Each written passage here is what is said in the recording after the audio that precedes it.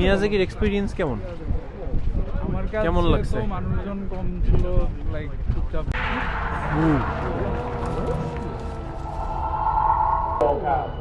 こちらのアイオニック5L日本アーモンダイヤーでテンペストカーに選出された車でございます。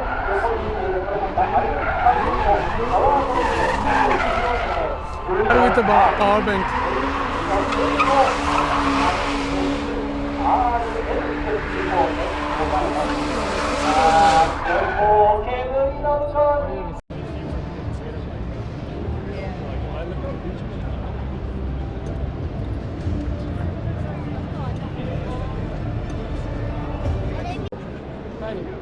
এবং ওইটারে off-roading tyre লাগে সাফারিতে, সরি ঢাকা না সাফারিতে।